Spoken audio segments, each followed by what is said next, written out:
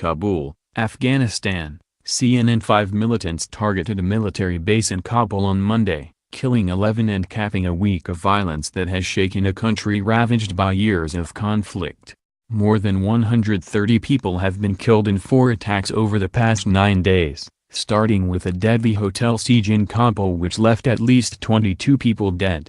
The Taliban have claimed 2 attacks while ISIS says it is behind the others, including Monday's military base assault, raising the possibility of a deadly competition between the 2 terrorist groups. Meanwhile, the fact a military base in the center of Kabul was vulnerable to attack raises questions over the Afghan government's ability to protect itself. This is all about the deterioration of security inside what was supposed to be known as the Ring of Steel. The Afghan capital of Kabul, ISIS, appears to be in a race for the low ground of extremist brutality with the Taliban, CNN's Nick Payton-Walsh said. Monday's assault started before daybreak when an attacker detonated his suicide vest at the entrance of the military base, near the Marshal Fahim Military Academy in the west of Kabul, Dawlat Waziri, spokesman for the Ministry of Defense told CNN. The assault dragged on for 5 hours during which another suicide bomber detonated his explosive vest. Another 2 were killed by the Afghan National Army and 1 was captured, Waziri said. 11 Afghan army personnel were killed and 16 were wounded in the attack, he said. Although ISIS claimed responsibility for the attack through its media arm, the IMG news agency, it didn't provide any evidence to support the claim. The site reported an immersive attack by the Islamic State fighters targeted the military academy in Kabul city. The Marshal Fahim National Defense University shares the site with 2 other military facilities, including a NATO base that houses instructors for the academy, according to spokesman Shah Hussein Murtazawi.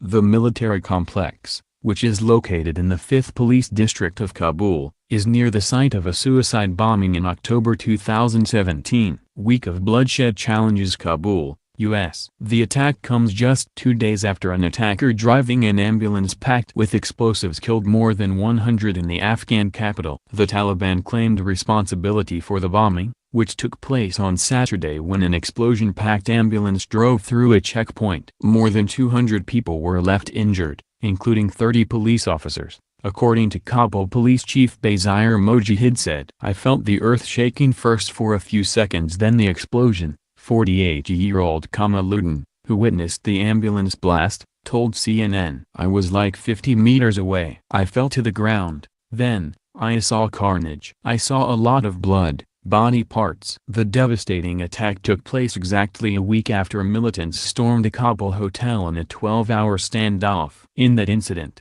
which was claimed by the Taliban, Afghan authorities say the attackers killed at least 18 people, including 12 foreigners, before security forces broke through. At least 4 assailants also were killed. Some Afghan authorities blamed the Pakistan-based Haqqani network for the attack, who are aligned with the Taliban. Just days after the hotel siege ended, ISIS militants attacked the offices of British aid agency Save the Children in the eastern Afghan city of Jalalabad on Wednesday, killing at least 4 people and injuring dozens in a 10-hour battle, according to local authorities. All 5 attackers were killed. The repeated attacks and growing atmosphere of insecurity highlights the problems faced by the United States military presence in Afghanistan, reinforced with thousands of new troops by the Trump administration.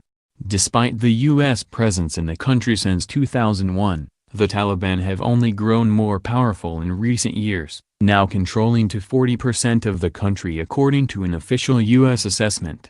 Afghanistan's national government appears weak and divided in the face of the assault, which has cost the lives of at least 7,000 Afghan soldiers in the past year.